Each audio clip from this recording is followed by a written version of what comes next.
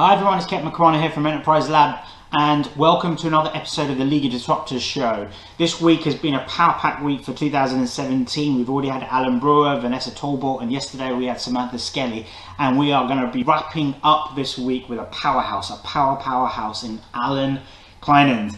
Alan, what can I say about this guy? You've seen him around. You've probably seen him around. He's an international speaker. This guy is a powerhouse when it comes to serving, which is why we've aptly named this show the power of serving, basically. So Alan's also speaks on the Tony Robbins circuit and is one of the master trainers for Tony Robbins. I'm sure he's going to speak a little bit about that. I got to meet Alan in the flesh a couple of months back, and I tell you something, he started to delve into this story that he had, about his past and stuff, and immediately I felt he was going to be someone that you guys need to hear from on the League of Disruptors Show. So, on behalf of the League of Disruptors Show, welcome Alan. How are you, brother? I'm great, thanks Ketan. Thanks for that great introduction, buddy. I really appreciate you welcoming me onto your show. I've been looking forward to it. I've been seeing some of the other interviews you've done, and I think you do an awesome job, bud. So I'm excited to be here with you. Thank you very much. Thank you for sharing the love. I really, really appreciate that. So, do you know, how are things? How's your 2017 kicked off? It's kicked off, hit the ground running, actually. New Year's Day was obviously on Sunday, so bank holiday Monday, but Monday was a normal day for me, I think, and probably for you too, and probably for a lot of us, right? Yeah, absolutely. So straight into it, I've actually had done a couple of live interviews already this week, so I've been so I'm well prepped for this one, been well oiled. Well, and, I don't know. This is the League of Disruptors Show. You don't know what I'm going to ask you about. Very true. Well, I'm very flexible, so I'm happy to go wherever you want to go with it. Amazing. And it's been a great week. It's 2017 has come so quickly, hasn't it? Christmas, the whole build up to Christmas, and it just came and went so fast. Yeah. Incredibly fast. Well, let's look forward to a powerhouse 2017. We've got lots and lots to do, and lots to cover. We've got lots of people coming on as well. Rich Waterman's in the house, saying the boys are in the house. Michelle Raymond's just come on and said, "Don't worry, the girls will be in the house next week." Michelle Raymond's one of my guests next week as well, so watch out for that. So, for some of our viewers, either on the live and on the pre-recorded, who don't know really who you are, it would be really good to start off on a little bit about your background, where you've sort of come from, how you've built up to where you are today, and what you're doing today. So, over to you, Alan. Tell us a little bit more about you. Okay. Obviously I'm a South African, born and raised in Durban on the east coast of South Africa, and I've been living in England on and off for 26 years. I've lived in 5 countries over the last sort of 10 years, 15 years. I've lived in the States. I've lived in Europe. I've lived in Austria. I've lived in Moscow. And obviously I've spent the majority of the time in England, and I spent also some of that time back in South Africa for 7 years between 2001 and 2008. And I guess I originally initially left South Africa in 1990 and came to England initially with the idea of just coming for a 6 month holiday. 6 months turned into a couple of years, and that's obviously turned into 26 years on and off. And I fell in love with England. It's been very good to me. It's become my home. I love South Africa, obviously. My blood is green. If you cut me open, I'm a staunch supporter of the Springboks in all sports. However, if South Africa isn't playing, I'll often say that I'm supporting England. If England plays and South Africa is not playing, I'm supporting England, because England has become my home. And I often feel when I get off the aeroplane at Heathrow or Stansted or Gatwick, it's like I'm coming home. I do miss South Africa, and I enjoyed growing up there. And I had an interesting upbringing, and I was an only child. And I had colourful is probably a good word to use, a colourful upbringing, and lived in some interesting neighbourhoods, and had some interesting experiences which kind of molded me into the person I've become today, I suppose. I was lucky enough to find personal development early on in my life. I'm a big fan of personal development in all its forms. It's just a brilliant.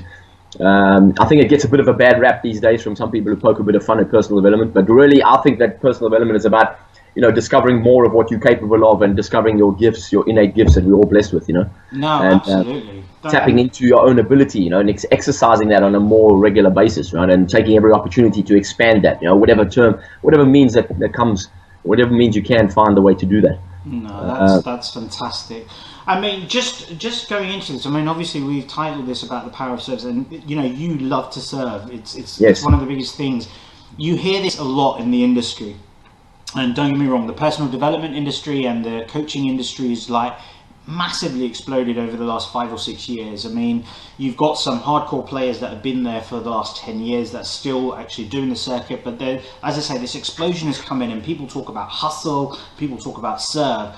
What does it actually mean? What does it, forget the hustle part, we understand that. Today is all about serve and the power and the importance of serve. But, you know, I think sometimes people don't really understand what they're saying when they said, yes, you know, I'm here for serving, I'm here for serving. You are a patron for 20 odd years of serving. You know, I think everything from your background is, you know, like you said, when we last spoke about you being a soldier and serving all the way up to where you are today. And your undying affection, connectivity to personal development. I would really, really like to know, what does it mean to serve from you? Well, for me, that term, I mean, one of my mottos is, you know, I often use the phrase "born to serve," you know, and I think obviously my mentor, or sorry, I'd say my very first experience or my first model of serving was my father. My father was always serving, and for me, what that meant was making a difference. You know, he was always making a difference in some way, shape, or form. He was involved in a voluntary basis in a number of different places. And he was also involved in a golf club in a very active way. He was a golf captain for a while, and then he became the golf chairman for a golf club out in South Africa.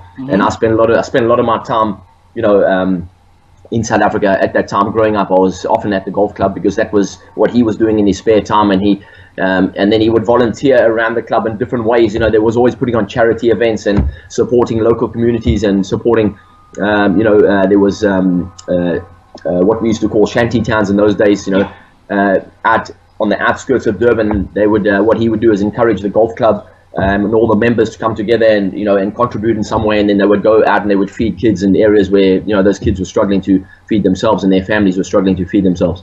So it was always about making a difference. And then I suppose when I went into I was at boarding school from the age of 14. And in boarding school, you know, we also were involved in different ways. There were different clubs that we were encouraged to get involved with, and the school was always contributing outside of its environment, you know, outside of its initial environment, the boarding school itself. We would go into Pietermaritzburg and get involved in local communities, etc., and help to clean up certain areas and that kind of thing. And then I went to the military, and obviously it was always that continued, I suppose, you know, serving, you know. Obviously I was being trained in a certain way, which I didn't really realize at the time, and only in hindsight, looking back, I thought, oh, well, I was just being, you know, manipulated and trained into a certain role.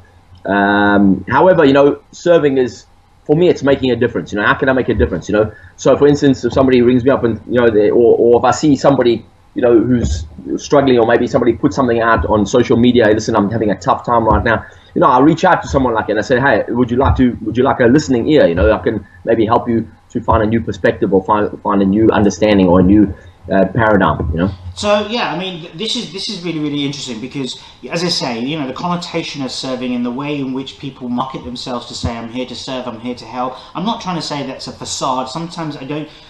You know, what I'm trying to get to is the fact that people don't really understand that it's what is it that you are serving?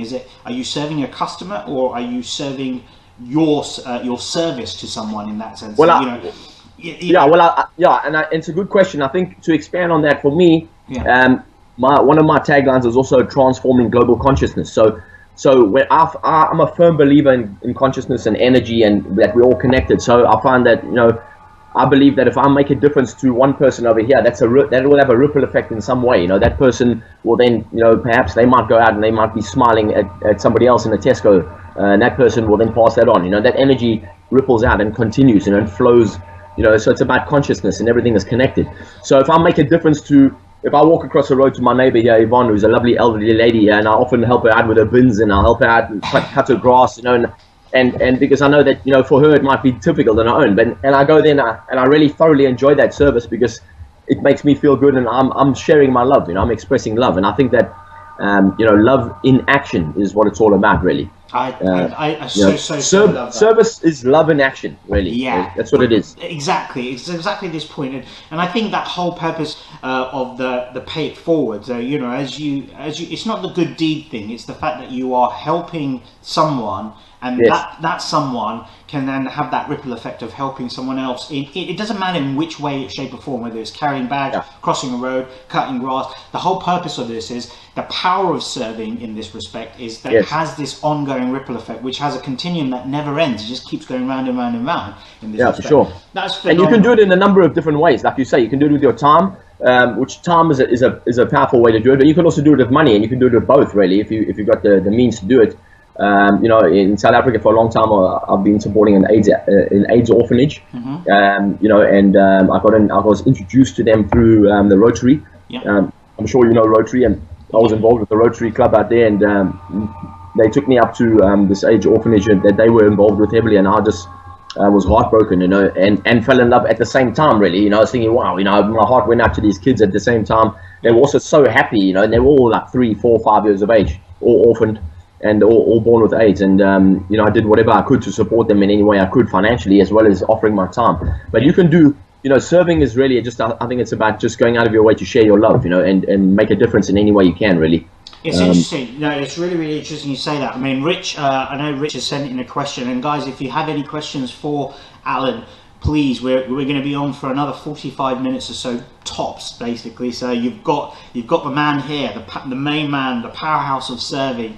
Anything that you want to talk about, any tips you want on how you can input serving into your business in the way in which you serve your customers or serve your internal customers. He's the man. He's the man to talk to you about. Also, some of the things that Allan does is he works a lot on leadership. He loves working with people that are thriving in the environments that they want to be in as well. And so get your questions in. So Rich did say he had a client call and had to leave, but he has got a question for you. He said, what aspects of personal development do you feel have had the biggest impact on your life? So what aspects of personal development, so we'll go away from serving for a little while, let's get into personal development here. What Rich is asking is what aspects of personal development do you feel has been the biggest impact in your life? Well, I guess when I first came across personal development, it was through Think and Grow Rich in 1988.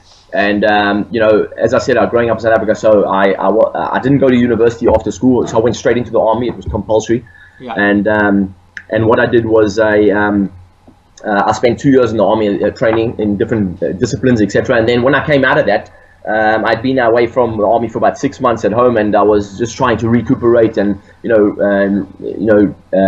fit back into civilian life. And somebody handed me Think and Grow Rich and said, "Listen, read this book." And it was the first time I'd ever come across, psychology or self-help of any kind, or that whole area.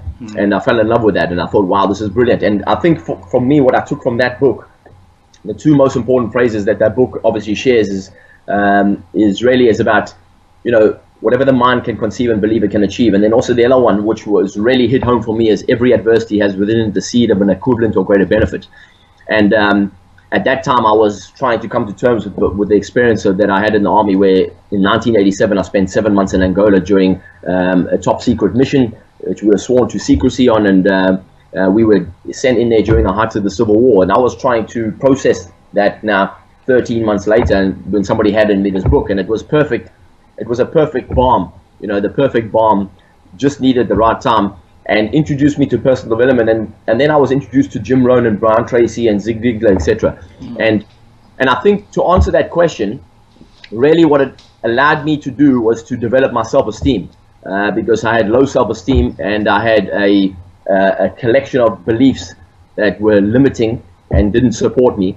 And what it allowed me to do was to recognize that actually, I did have something to offer, and perhaps I could turn my past, perhaps I could forgive myself, and perhaps I could, learn to use this experience in a positive way, and perhaps I could actually offer something. I could make a difference in some way, and whatever that was, even if it. And for me, in the beginning, it was all just about my attitude, really, because that's all really I had to offer, was just about my attitude, because I had an E4 and up when I left school, so I wasn't academically minded, and I went straight into sales, and I thought, well, how can I apply what I've learned in this Think and Grow Rich, in a selling environment. And I just thought, well, let me just serve people in the best way possible, So in other words, I made a decision that I was going to bring energy and light into the space that I was in whatever way I could, using the book and using what I was reading in those books. And so really what I did was I made a decision that I was going to connect with someone whenever I got the opportunity. Yeah. So if I stepped into an office, I would find out what somebody's name was, and I would connect with them, and I would find out about them, in the 5 minutes I had with them, perhaps. That's really interesting, because again, a lot of the viewers could be entrepreneurs, business owners. A lot of them are in that personal development space as well, so they are either coaches or mentors, or they work within that environment where they're trying to help others. Mm-hmm. And I think what we tend to find is that there's a big shift, from the fact that if you've been previously employed by someone and now you're going self-employed to help others, that there is a dynamic of, am I good enough to help people as well? What I draw from what you've just been talking about here is, rather than actually building the perfect picture when you were going through this process, you actually undertook and asked yourself the question, what is it that I have in terms of experiences that I can share? What is it that I have greatness in that I can? It doesn't have to be a full thing. It could just be one thing in that respect. But you then kind of focus it into, like you say, you go into a company and speak to one person, not like even if you're speaking to 100 people. So the volume wasn't the issue, is the point of contact and making that connection happen, which is the most important thing here. So look, from this perspective, anyone out there that's kind of running a business which is personal development, or they're looking at starting something where they're helping people or groups of people change their futures and dynamics, but they come from this kind of environment where I think, look, there's so many titans of the industry, why would someone come to me? What would you say to them today? Well, I think that if you look at the people who are the most, that most people gravitate towards, is one thing that boils down to me, and it's obvious to me, is if you take someone like a Tony Robbins or a Gary Vee, or these guys, they're very comfortable in their own skin.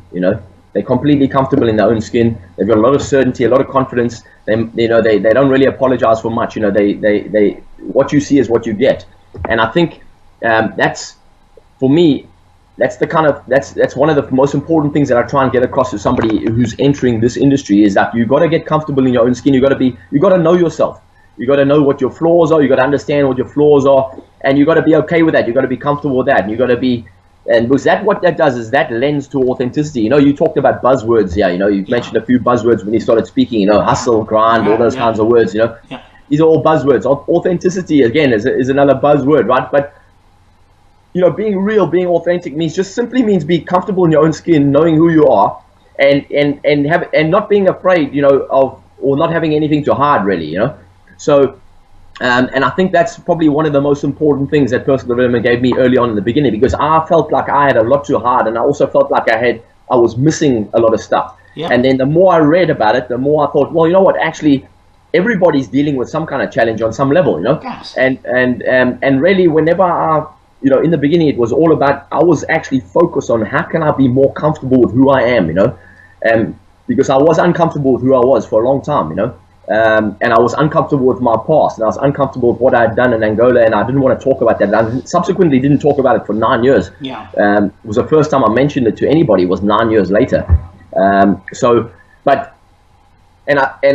doing all that work, I think one of the biggest benefits, coming back to, also linking back to what Rich's question, for me, it's been about just being comfortable with who I am, I think there's a lot to be taken from that, in the fact that the whole irony of working in the personal development space is that you've got to develop yourself personally before you go out and develop others in that respect. But let's take the buzzwords out. Let's just keep it simple. Know who you are, be comfortable with what you are. It's not about competing with others with what you've got. But I love this one that you brought in earlier about Gary Vee and Tony Robbins, in the fact that they don't make apologies, or they don't create apologies for who they are and what they do. Now, whilst some people can see this as a bit of an ego trick to a certain extent, I think this is backed up with the fact that this true ability to just keep going with what they want to do. So, you know, I've got a question from Michelle that I'm going to take in a second, which is kind of appropriate into this, because we're starting to move into leadership and self-leadership in this respect. Now, the power of having coaches and mentors around you is very, very important, because it helps you grow to where you want to be. But I've said this in time and time again, you could pay Tony Robbins $1 million to be your coach. Okay, but at the end of the day, if you don't take the necessary steps and actions that Tony's going to advise you on, it's just $1 million spent. Nothing else is going to happen.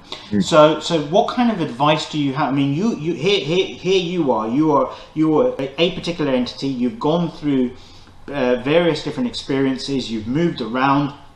You've lived in some very controversial environments. You've actually been involved in some very controversial activities. You know, you've got all of this stuff. You've got emotion that's built in. You've kind of started to transform yourself. You've become comfortable with who you are. It took you 9 years, fine, to talk about Angola. It doesn't matter when, but the fact is you got to this point. These are the self-leadership traits that are now starting to build within yourself. So what kind of advice do you have for those that are out there that are thinking, I do want to make a difference, but I don't feel that I feel comfortable with myself, but you know, what if someone else doesn't really like what I'm about to offer them, or what if they don't really understand me? So this whole I want you to just dip into a little bit of the self-leadership area of things when you are someone that's going out to serve the public. Yeah, well, I think first and foremost, you've got to know what you're talking about. You've got to have content. You've got to have conviction too, and conviction and confidence come from understanding what you're talking about.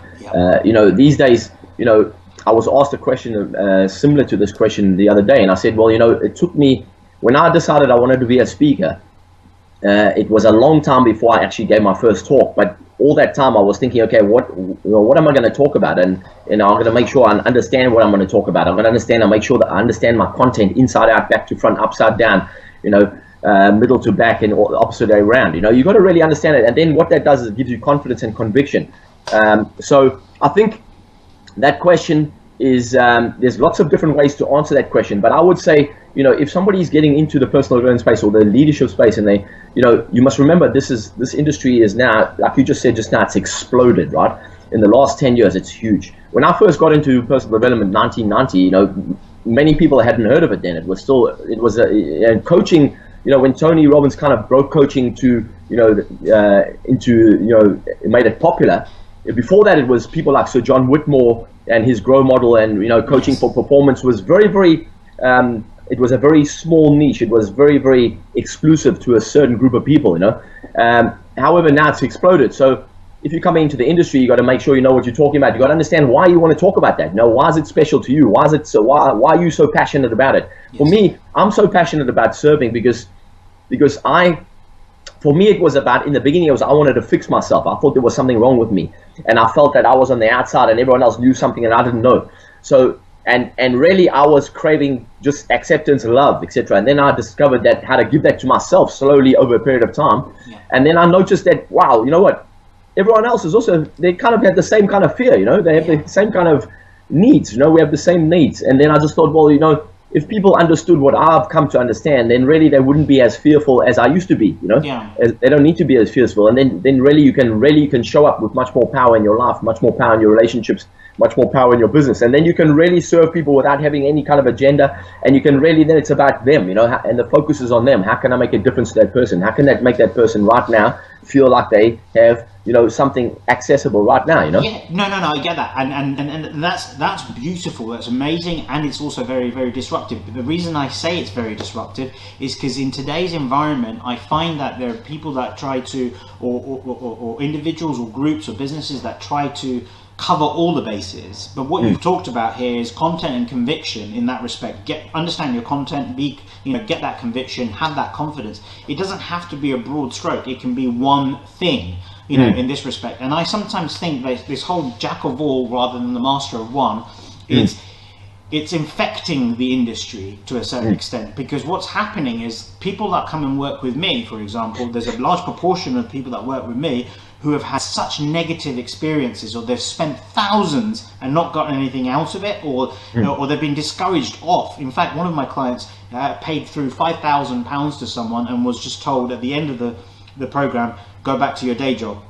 You know, Wow. you know. So the thing is here is I'm not trying to.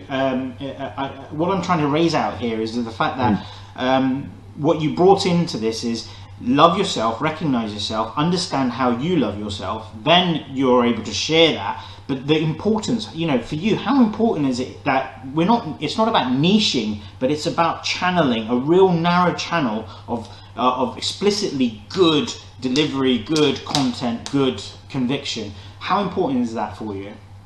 I think it's very important because what you just said now about, you know, being a jack of all trades, and you know, it's not trying to be something for everybody, you know.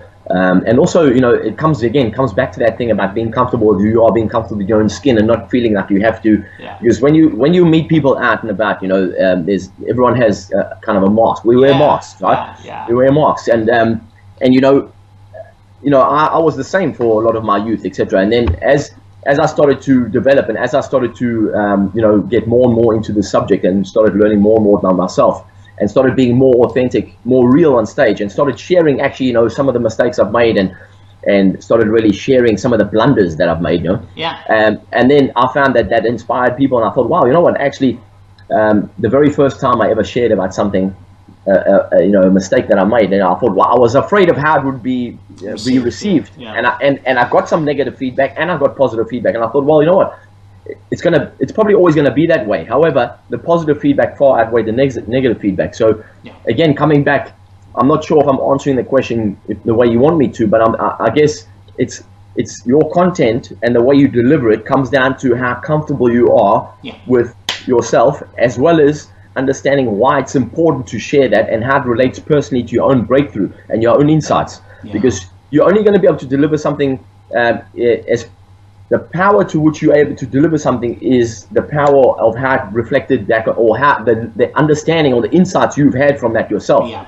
You know, that passion is going to come through. Exactly, you know? And that's my point. And the point is that we sometimes try to become too ambidextrous in what we're doing, in to say that, okay, I can coach you in this, I can coach you in this, I can coach you in this, I can coach you in that, I can mentor you in this, I can help you with this, and all of a sudden what you're actually doing is you're diluting the effectiveness of what you're doing. But I raise this because I think sometimes people fear that they've got to hold on to their client for as long as possible, more than anything in that point. Let me just get back into Michelle's question. I know she's got two here, but I'm going to ask you the first one. What is the one mistake that leaders make frequently, and how can they avoid doing it? So again, just touching back on the leadership trail, basically, you know, what one mistake in your experience, because you serve a lot of leaders, you work with a lot of leaders, and it's one of your big loves in the fact of you like to drive leadership through. What one big mistake do you find is almost continuous with the leaders you work with, and what would you suggest they can do to start avoiding making that mistake again? Well, I think probably two words come up for me straight away when you asked that question, was congruence and humility. You know, leaders that you know, when a leader has humility, it's infectious, and you love that person, and sometimes you might not be able to put your finger on it. You might not be able to put your finger on it specifically or succinctly, but that humility comes through very powerfully, and it's also noticeable when it's not there. In the same way that when, you know, if somebody's incongruent, congruency is so powerful, and you kind of get that too, and that comes through, and you can notice that when that's not available there too, or when it's not visible, you notice it very, very easily. In the same way that it's also very noticeable when it's there. And again, I think that comes again from you know, if you listen to some of the coaches and some of the speakers on the circuit, or you've heard a lot of speakers yourself, you know, you might hear somebody up on a stage and speaking about something, and straight away you get a sense of the fact that maybe this has just been read from a book, perhaps, or taken from a book. They actually haven't walked that path. Maybe they haven't had kind of experience, because they can't put their own personal experience onto it, or maybe they don't have any personal anecdotes around it. You know that.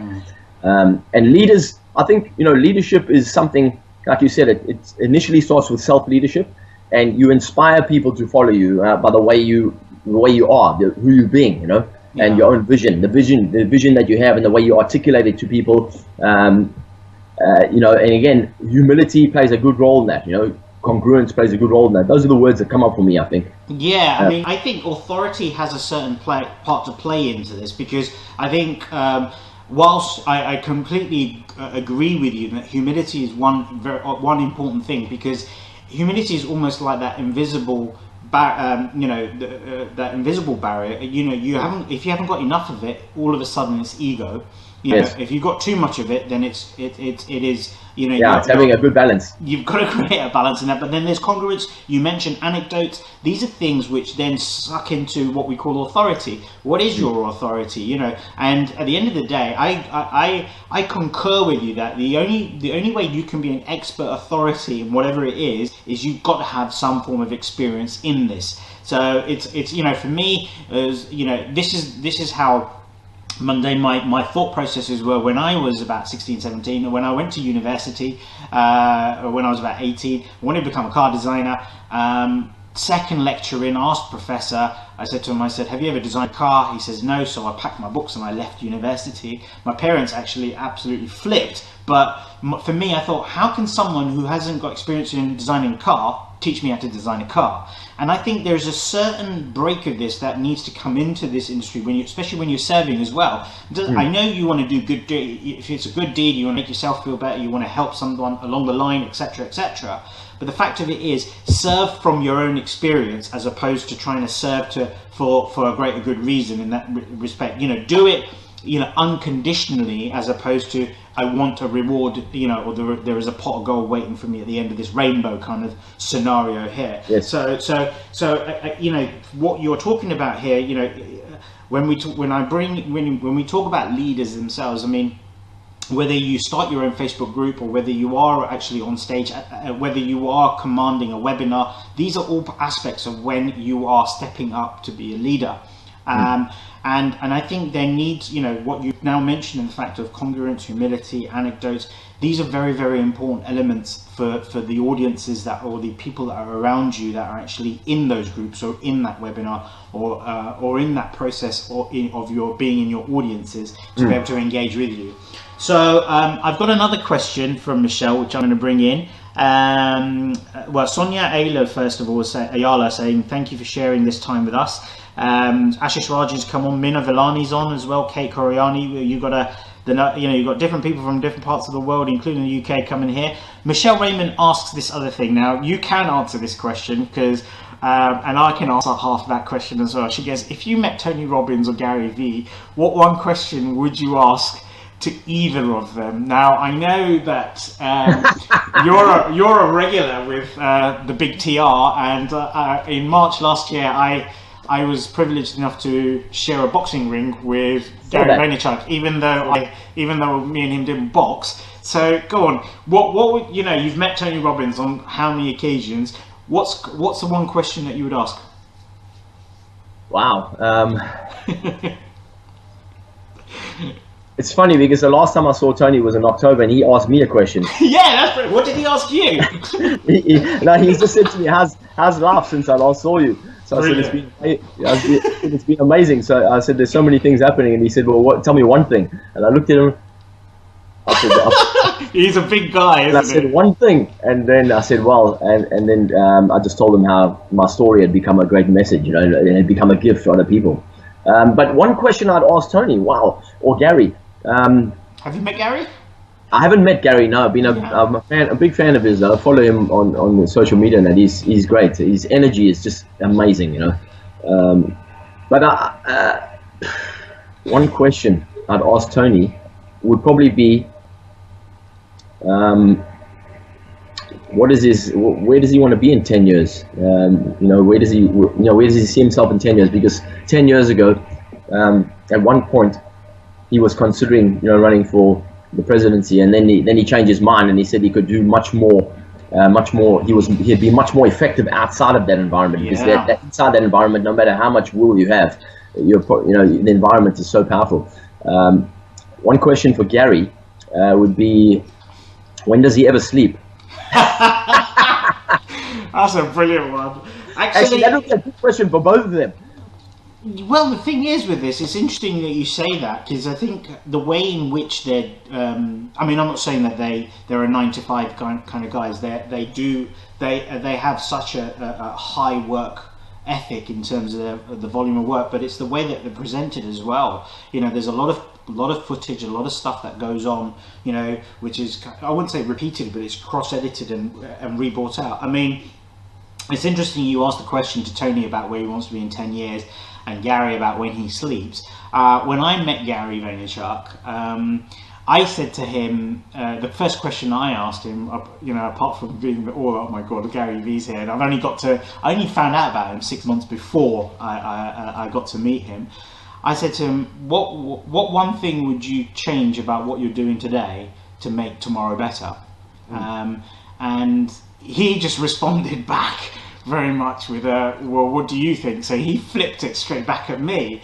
It was interesting because when the conversation as we were going through, what I was picking up on is that Gary's a great purveyor of you know, the hustle, the grind, and you know, really working things out. He is a straight from the heart talker. He is, you know, make no bones about the way he exerts his passion and frustrations and anger. Yes. But one thing that I was observing quietly in the background was he was a great what and why man, but he was never a how man, you know. So when I asked that question, he skirted it a little bit by throwing it back at me, and then he came back and he goes, why? What do you seriously think? And I said, well, look, you know, I just observe. I said, you know, you inspire so many people. You get hundreds of thousands and millions of views. And I said, you can get people that perhaps can understand the what and why, but where's the how? How do you do it? How do you do all of this kind of stuff? And I suppose the same thing kind of comes back a little bit with TR, you know, in that respect. Tony doesn't see himself as a god. He doesn't see any of this kind of stuff. I mean, he actually, I mean, I don't know him as well as you do, but he seems more humble and in humility than any, you know, for a person of his stature in this respect. But he has this expectation in the fact that he's not solving everyone else's problems. You know, he's there to elevate people to a certain position. Okay. Yet I see so much of people kind of almost thinking that, you know, if he was to touch them on their forehead, they'll heal them, you know, in this kind of, that this, oh, you know, Tony Robbins is the answer to all my prayers. I think that has such a dangerous connotation to this, because, you know, Tony and Gary are serving at these levels, and there is an expectation from the audiences that actually, which is way beyond. Now, what? Just talking about this in this, have you ever had experiences where you are serving at this level, but there, you know, you feel that the audiences around you are actually going above and beyond what you actually mean, and you know, what has that done to you in terms of how you operate as a business, as an individual, or a person, and what did you do, you know, in regards to sort of meet the expectations of people in that way? Well, I think what you've described there is just really, it's about standards, isn't it? You know, I think the way Tony and Gary operate, you know, they've just got an exceptionally high standard, you know, when it comes to the way they operate. Tony's, I mean, I haven't come across a human being who has a higher standard than Tony Robbins. I mean, his standard is exceptionally high, which is why he's able to produce what he's produced over the last 39 years, and to stay number one in this industry for 39 years, you know, and still be number one is, you know, it says it's remarkable in itself. You know, it's enough to get to the top of the mountain, but to stay there for 39 years is incredible. To come back to your question, I think, you know,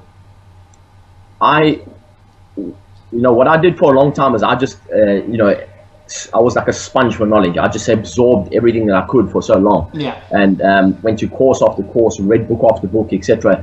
And then, you know, when I first started speaking, you know, for a long time it was something that everyone else saw before I saw it. You know, they said, "Wow, you know, you're very comfortable on stage. You got a great way on stage. You look very natural up there on stage." And so. So I'm not sure if I'm answering the question or if I'm answering what you're looking for, but for me it was a case of it was like I suddenly realized that I was actually a brilliant speaker, you know, and I thought, wow, you know, and And for me, it was really just about being conversational, really, on stage, and just being, having a conversation with people and being, enjoying the one-on-one conversation. So I guess where I'm going with this is sometimes we have to, as a part of our humility, I have the same sort of environment. I come from a professional background. I lost my job, and that's what forced me into the world of having my own self-employed, and then business and stuff like this, personal development and business development, and all this kind of stuff that I do with the disruption and stuff like that. That's only come from the last 5 years of my experiences. But I can be on a stage and I can give it. I give it my all, 24/7. Whether I've got an audience of 5 or 5,000, doesn't matter. It's the same thing. And people, I go. I tell people about behind the scenes. It can take hours and hours of preparation, knowing your audience, the way you psych yourself up before you go on, the energy that you need to, transcend out of your body into the audiences. It can be a very, very tiring thing. There's so many times where I come off, my hands are shaking, I need to sit down, I can't think about anything until I've had a glass of water, whatever it is, in this respect. But I tell you when it really hits me is when I get someone from the audience who will come up to you later and just say, "You just don't understand how you've impacted me," or we're doing this interview today, whether someone watches it live or watches it recorded tomorrow. I just don't know what impact it's going to have on someone. All I know is it's going to have an impact in this respect. And sometimes, I guess what I'm getting to is that there are people probably that are coming through the circle of being involved or engaged and connected with someone like yourself. You've served them, or you've served someone else, and they've watched your serving, and it's actually built this expectation of impact. But how important, what I'm getting to in this case is sometimes it's better for us to, would you agree, it's better for us to not actually realize exactly how much impact we're having, for us to actually stay sane in that kind of point of humility? Because if you I would agree, because otherwise then it becomes quite egotistical, doesn't it? Just like, and really I'm just a messenger, and before I go on stage, I always just I'll say that I've got a little ritual that I go through before I go on stage, and I just say I say to the universe, use me, and then I know that just from experience, obviously the first time when I first started doing this, I didn't realize it was going to have such an impact. But from experience, I know that when I tell my story, there's going to be somebody in the audience who may not have been in the army, but they have an uncle or a grandfather or a father who was in the army, who went to war, and hasn't ever been able to open up since then, and now they understand for the first time in their life why their grandfather didn't communicate, or why their uncle was a recluse, or why their father, had trouble with alcohol, because they say, wow, I know my father was in the army, or my grandfather was in the army, or my uncle was in the army, or they went to war, and I never really understood what they might have been through until now, So thank you. These are the reference points. The reason I'm kind of trying to stitch this all in together with with the power of serving, with the factor of self-leadership and leadership, being a leader server in that respect, and then it's also about how you operate within your own business as well, because I think ego can show itself very, very quickly, and that can have such a dramatic effect on the way that people connect with you. So this whole thing about humility, that you've said from the beginning, it's a situation that sometimes not really understanding how full power or effect you have, you actually get more back in return in this respect. I think you get, for me, I am, normally I'm on the hunt, for those kind of people that can come back to me and say, I've been watching from afar and it's amazing, because do you know what that does for me? That's my energizer. That's my little nitrous oxide button that says, right, you're going to push out and do even more. I'm not saying that I don't have gratitude for those that I can see that we're impacting. It's the ones that we don't see, which are the most important ones for me here. I just think it's phenomenal to see others. So look, you're an international speaker. You've spoken pretty much on every continent, I guess. Well, I've spoken in loads of countries, and it's been an awesome journey actually. And I think about it, I'm going to Amsterdam this month, and I'm going to Portugal. Nice. And then next month I'm going to Russia twice. You love Russia, don't you? It's been good fun. Yeah, actually, living in Moscow in '98 was an experience in itself, and then I've been back there a couple of times. Yeah. Ket, I've got someone knocking at the door. Can you give me 1 second? No problem. Sorry, this is a live call. Hold on 1 sec. This is amazing, because this has actually happened probably about 3 or 4 times in the history of our show.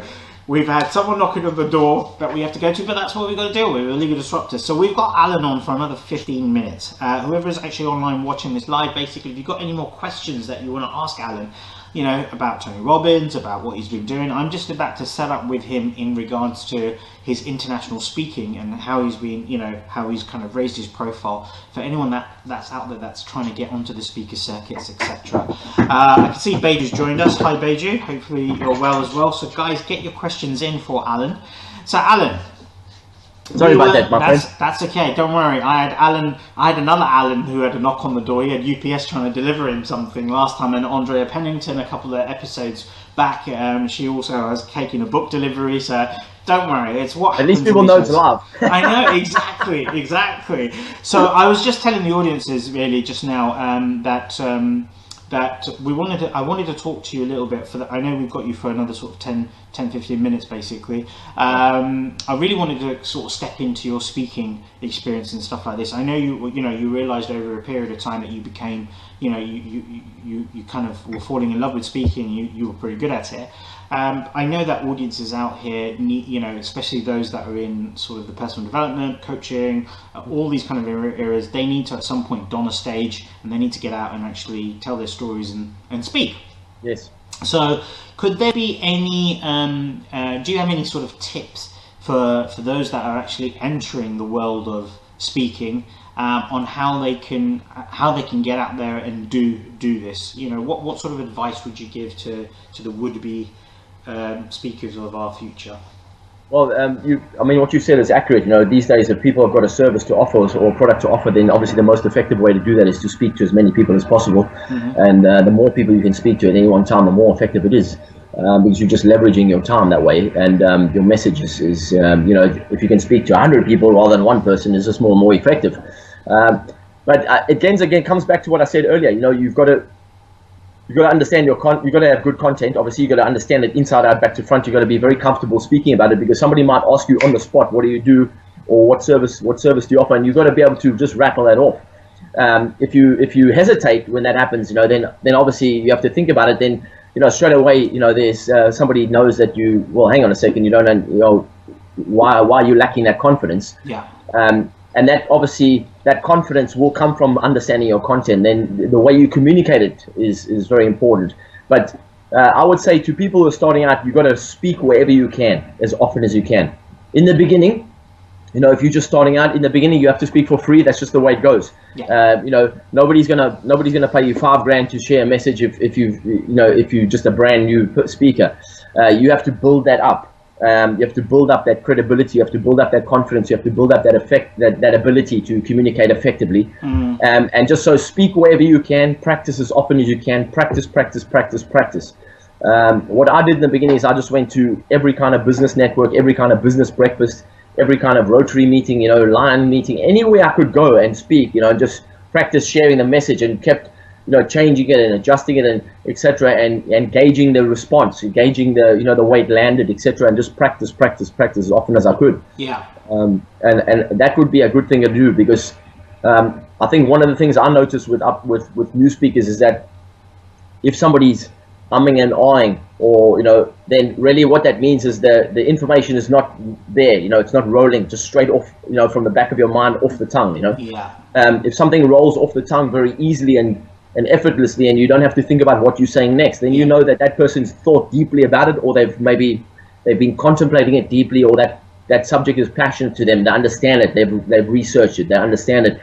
Maybe they've even had some personal experiences around it, or they've applied that particular subject in their own life, you know. Yeah. And then when we're talking about that kind of deep thought and naturalization, I believe that one of the most natural forms of speaking is through storytelling. So it's kind of being able to unearth and bring those anecdotal stories into life. For you, how important is it that when you are driving a message forward, You know, whether it's, you know, however big or small it is got to be, that that you use stories in your speaking. Yeah, stories are very important, because stories, you know, you can introduce, stories act like metaphors, don't they? So, you know, we, even with kids, you know, from the earliest time, you know, telling stories around a fire, you know, if you go back thousands of years, you know, and, you know, it's always been the way that it's been done, you know, it's always been passed down. And now, if you look at the way, if you look at the most powerful, some of the most successful movies ever made are animated movies, you know, because they tell stories so effectively, and because the message is arriving at two levels at the same time, you know, with kids and with adults at two different completely levels. So, but also it allows you to bring humor into your, you know, into your talk, you know, and humor is so powerful, because when people are laughing and having fun, you know, they're learning a lot at the same time too, and they can always look at this. The power of a story, or the ability of a story, is that the audience will always sit there and be thinking, wow, you know, wow, yeah, I can see how that relates to me, you know, and they'll be saying, me too, me too, me too, versus so what, you know. I love that. Me too versus so what. I love that. I love that kind of break there. Well, I think you're in trouble if the audience is sitting there saying, well, so what, you know. That means that, well, why are you telling me that, you know. But if you can, if you introduce a story in a way where, you know, you can teach certain points, and you can teach certain insights and certain, you know, understandings, and in a way where they're thinking, wow, you know, I can see how that relates to me, and you add humor to that, you know, it's a great thing to do. Well, I just think the story thing also brings a journey to that message as well. I mean, like, as I say, when I first came onto the scene, and I was asked to give a couple of talks, I used to be very fact-based with my talking. You know, it's very driven by things like PowerPoint. You know, I needed that because I come from a corporate environment, and that's how I was taught to present. You know, you present with facts and all this kind of stuff, get to the point as quickly as possible. And then over a period of time, I started to introduce anecdotes. So, you know, it's kind of, I met one guy who came in while I was still in corporate to do some training with us. And every 3 minutes, when he was trying to prove a point, he'd come up with a very short story, whether it's humorous, whether it's emotional, and it wasn't really the facts that were resonating with me. It was the stories, and I kind of remembered those facts because of the stories. And it's something that I kind of built into my sort of talking and speaking as we went along. It really only kind of impacted when I first hit the real story about you know, meeting the Prime Minister and manhandling him, and getting just to actually get this social event that I was doing in 2012 off the ground in this respect. But that's really resonated, you know, because I think people looking and say, you are human. You know, it's no longer just, okay, I'm a superhero and I'm invincible. There are points of vulnerability that you bring in your stories, which actually captures your crowds very, very quickly. Definitely. I've got Beju saying he loves your story, and thank you for sharing all this kind of stuff. Michelle's on again. Michelle, you are definitely whacking up the questions. I love it. I love it when people ask questions. So, you know, as an international speaker, you mentioned a little bit earlier that don't expect people to pay you $5,000 for a speaking gig from day dot. You've got to build yourself into the environment. Michelle's, you know, on the basis of becoming, or she's new to international speaking. She goes, would you negotiate less pay in return for things like flights and accommodations? So I think, you know, this question is more about the logistics side of things here. I'm going to answer a bit of this question first, because, and then Alan, you're the master. That's why you get to do it second. For me, that's how I started. That's exactly how I started. You know, in the situation of when I was traveling around, as long as the minimum of my accommodation and my travel expenses were covered, I would invest the time. So, you know, the way I'd compromise with people was that. But it's not you know, what I'd say, Michelle, is that you don't go in and just say, okay, my fee's $1,500 or my fee's $5,000. Look at the environment, look at the audience, look at what they're doing, because most event organizers will say that we've got restricted or no budget, but then you've got to see where the value comes from. So what I tend to do is, as I was approaching people and saying, right, okay, as long as you cover these areas, while I was there, I was actually saying, what more can I do for you? So I was, here we go, I was serving. And the more you start doing that, all of a sudden, things start to appear. And actually moved away from having flights and accommodation to actually full speaker budgets with flight and accommodations. So that's my kind of my experiences into how you negotiate through. Alan, you're a master at this. You've grown. Come on, you've been an international speaker, being paid since what, 2001. So come on, share with us your wisdom on this. Yeah, well, I would agree with you wholeheartedly on that. I mean, all speakers are different, and depending on, like you say, most people are going to tell you, most corporates are going to tell you, or most conferences are going to tell you they haven't got a budget, because if they don't know your value, they're going to tell you that, because what they want to do is they want to get away with is spending as little money as possible. Yeah. But at the same time, at the other end of the spectrum, somebody who's a very established speaker and is well known, etc., they can command full budget. They'll get a full fee, plus they'll get all their expenses paid for, and a lot of these people will fly around, first class. Yeah. But if you're coming at the bottom end and you're just starting out, then I would agree with you. It's a case of, you do whatever you can to get on the stage and then show how much value you have to add, and then what happens is, if you do a great job, I know I did this in the beginning too, early on in my career, when I started speaking for companies like Remax and I spoke at several banks in South Africa, etc. I said to them in the beginning, I said, okay, cool, what is the budget? And often, it would just simply be a case of flying me from one city to another, etc., and putting me in the hotel for the night. But while I was there, I would make sure that I would add as much value as I could. Yeah. And then I would say, before I left, Michelle, I used to say, well, listen, when are you likely to do another one of these? When are you likely to do a different department, or when are you likely to do when's your next conference? Yeah. And I would start laying that seed right there, and then saying, and I would ask straight out. I would say, do you think I added value? What's the response been like? Have you spoken to any of the delegates so far? And I would always ask for that kind of feedback. And then if the feedback's great, and it wasn't always great in the beginning. I remember I did a talk for a company once, and it was a complete, I tanked. It was terrible, even by my own standards. But I knew exactly what I did, what I did wrong. Yeah. And and I asked for their feedback, and I said, listen, please let me know what the feedback is. I by my own standard, I don't think I did a great job, and the feedback was negative. But at the same time, what I did was I was able to save that, because I said, listen, I'd love to come back and at some point and do that again, and and I'd like to change it up a little bit, etc. And because I had established a great relationship with the conference organizer, they actually gave me another chance, So, but in terms of doing it, my example for Remax, Remax, I spoke for them ongoingly for a number of years, every time they did a conference, because I did such a great job. And then what happens is you tend to notice that the budget gets a little bit bigger, and you think, wow, how come they didn't have the money last year, right, when they got it this year? Because now they know the value that you're bringing, right? Yeah. So it's in the beginning, you got to do like you just the advice that you gave to Michelle too. I would say the same. If you're starting out, you've got to negotiate. You've got to know your own worth. You've got to know your own value, and you've got to have a minimum. I'd say have a limit where you don't want to go any lower than that. Because if you start dropping your price, then it shows that maybe you don't have the kind of confidence in your own value. But if you can negotiate a different deal, or some kind of deal where you want to add maybe a flight in or accommodation or something like that, and you say, well, look here, maybe don't give me $2,000, maybe give me $1,000, but pay for my flight and my accommodation, and then it gives you an opportunity to show what what your capability, and then the next year you say, well, are you going to do this again? And maybe you negotiate coming back again.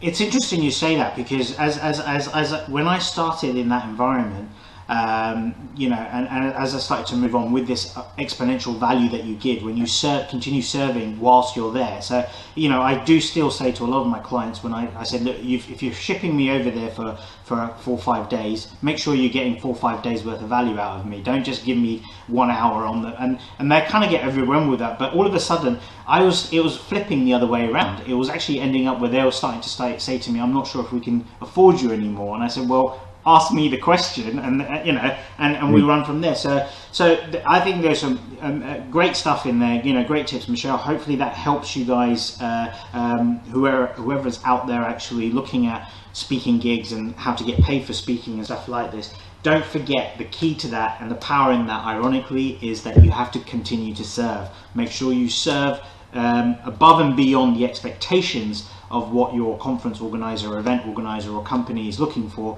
and trust me, they will continue to book you and increase the budgets there. Yeah, and one important thing there, obviously, if people have got to understand their audience and understand exactly what it is they've been asked to come in and offer. Yeah.